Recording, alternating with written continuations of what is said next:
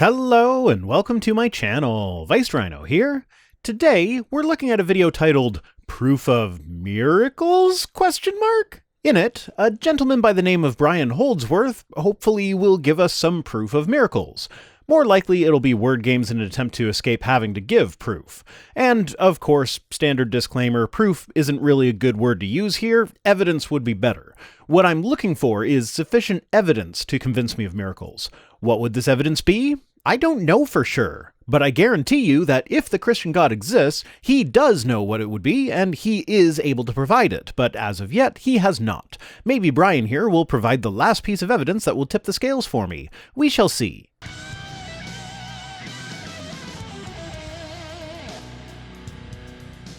Miracles are one of those things that sits right at the divide between believers and skeptics. Well, right off the bat here, I just love how you categorize this as a divide between believers and skeptics, as if the very act of questioning the reasons behind belief destroys that belief. Now, I know the word skeptic has gotten bad rap over the last few years, with several self-identified skeptics falling down the shit-take rabbit hole and espousing a bunch of various positions that are not supported by science, but presenting them as though they are supported by science. But really, to be a skeptic just means you don't accept claims without questioning them first. I would be willing to concede that there are varying degrees of skepticism. There are plenty of scientists out there who practice skepticism when working in the lab, but then they have personal beliefs that they don't question for whatever reason. And usually these people are upfront about it. As an example, take this audio clip of Dr. Paul Rimmer, a scientist who is working on abiogenesis at Cambridge, talking about why he is religious. I ended up waking up very late at night, and I walked up the side of this hill face and looked into the sort of valley of Fort Collins. If you've ever been there, it's gorgeous. You can see the mountains, you can see the stars. The stars were just out that night. It was amazing. And during that particular experience, I believe that God entered into my mind and reset some of my beliefs supernaturally in a way that I have no idea how he would have done it. But I left that mountain believing things that my experiences wouldn't explain how my beliefs changed. My actual experiences wouldn't have been enough to justify certain beliefs that I walked away with, but I did walk away with those changed beliefs. Notice that he doesn't appeal to evidence or even try to claim that his beliefs are based on evidence. He just has those beliefs now.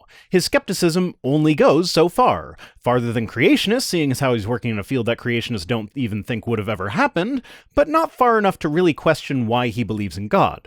And just as an aside, I'm pretty sure Brian here, the guy I'm responding to, is Catholic, so odds are he accepts evolution too, which I guess means that his skepticism goes farther than creationists as well. There are a lot of creationists that, given the divide was placed between believers and skeptics, would place Brian in the skeptic category rather than the believer category. So that tells you something about the arbitrary nature of such categorizations. For Christians, they're evidence of God's glory. For atheists, they are fairy tale magic for people that never grew up. That's not entirely fair. Now, sure, I have dismissed stories of miracles in the Bible using similar language, though I would never admonish people for having never grown up. Growing up sucks. One of the best parts of having children is that I can act like a child out in public, and instead of being that weird guy playing with the toys in the store, I'm a good dad entertaining his children.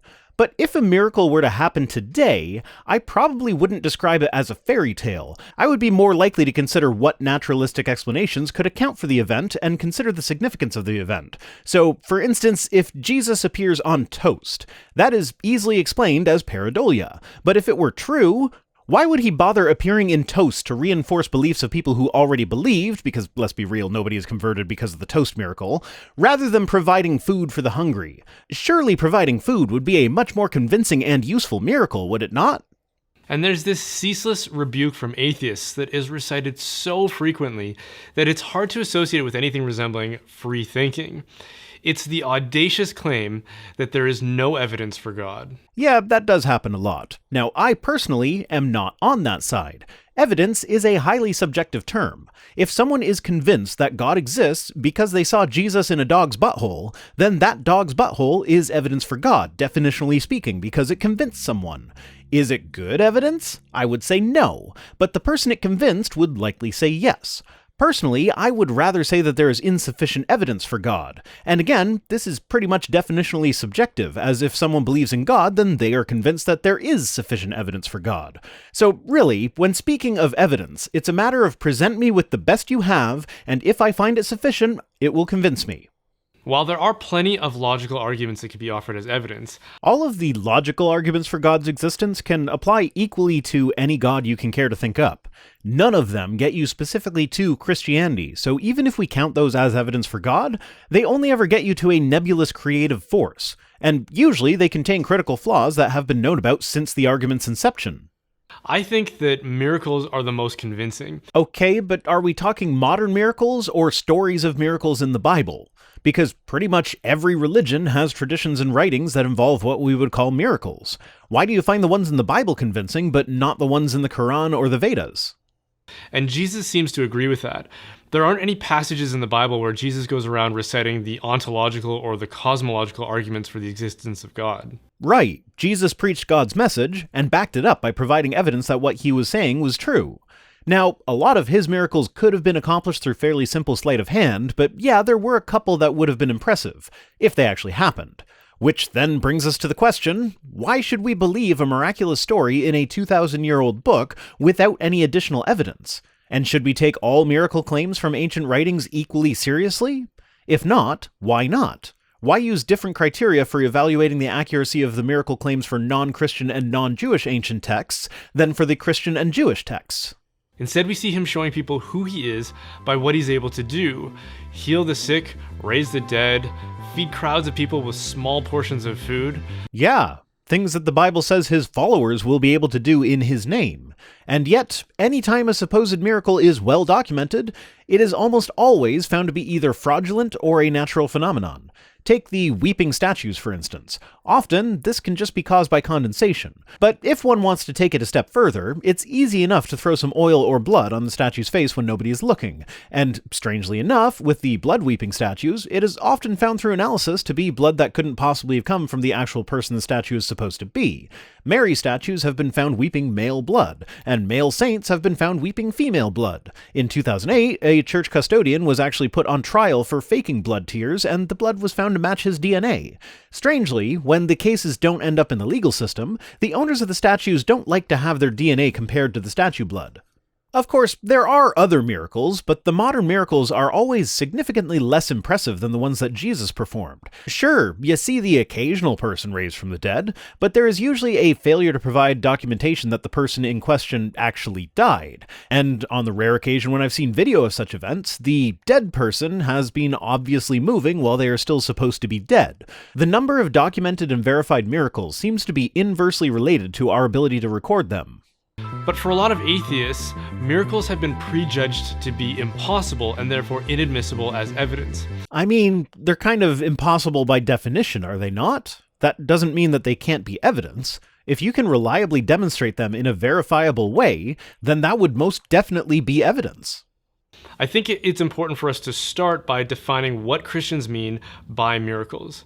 So miracles are signs and wonders that reveal God's supernatural glory to our senses. That's not a great definition. It leaves way too much open to interpretation.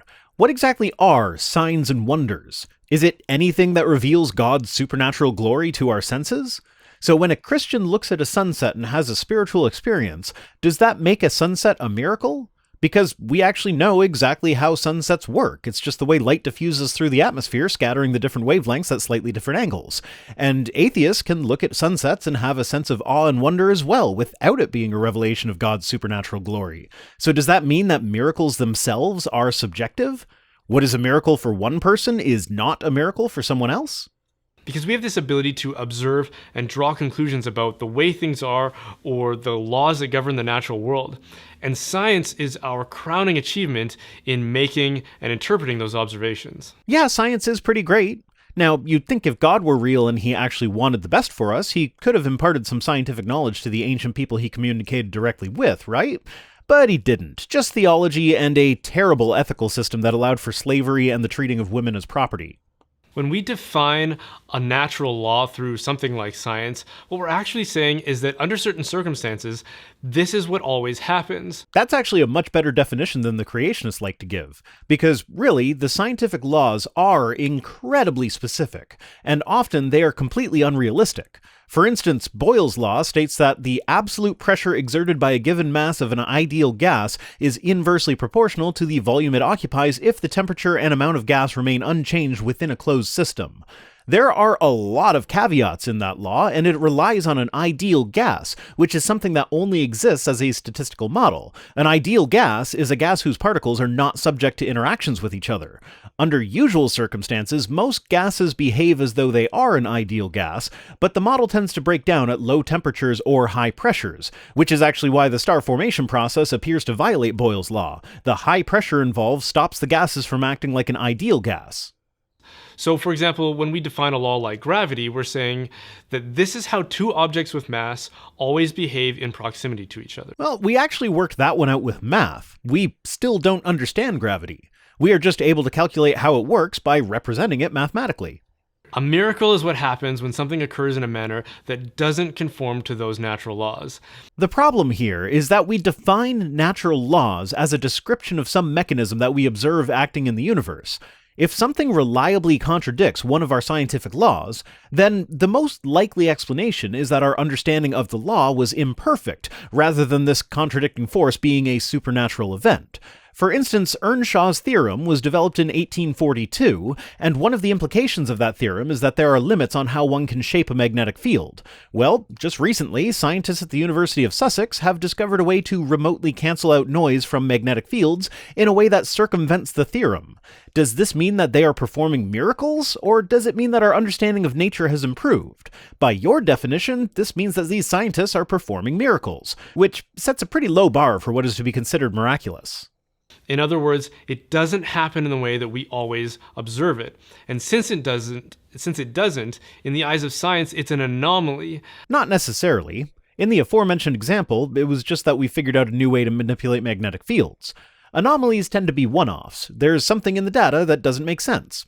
Well, statistics dictate that there will be a certain number of anomalies in any data set, so any one anomaly doesn't really mean much. But if it occurs regularly and reliably, then it ceases to be anomalous, and even if it is poorly understood, we can still verify whether or not it is a real effect. And therefore unexplained by science. Anomalous does not mean that it is unexplained by science. It just means that it deviated from the norm of the data. If you take a random sample of 10,000 adults and measure their height, statistically there will be one person in the sample that is less than 147 centimeters tall. So, if you have 10 people in the sample that are less than 147 centimeters tall, then that is anomalous. Is it miraculous? Not at all. If science could explain it, then it wouldn't be a miracle. True, but not being able to explain something doesn't mean that it cannot be tested scientifically. Hell, we used gravity as an example earlier. Currently, gravity is not adequately explained by science. But that doesn't make it miraculous. It's still testable, it makes predictions, and it operates in a way that can be modeled using mathematics. The whole thing with miracles is not that they aren't explained, therefore there can't be any evidence. It's that miracles generally have unfalsifiability built into them. Of course you can't test miracles. You shall not put the Lord your God to the test. How dare you expect God to perform at your will? So any test that can be devised in order to determine whether something is actually miraculous or not has that escape hatch that allows people to continue believing it is miraculous even after it has failed the test.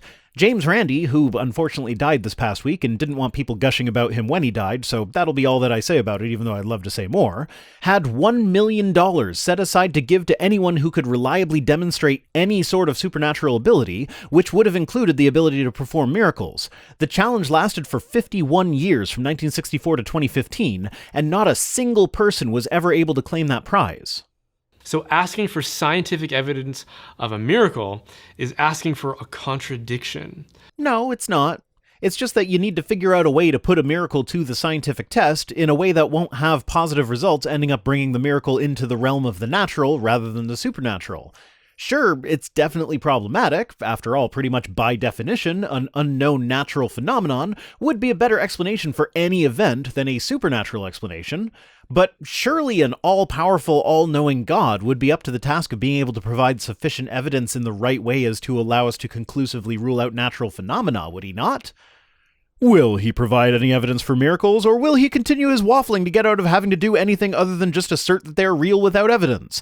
To find out, tune in tomorrow, same Rhino time, same Rhino channel.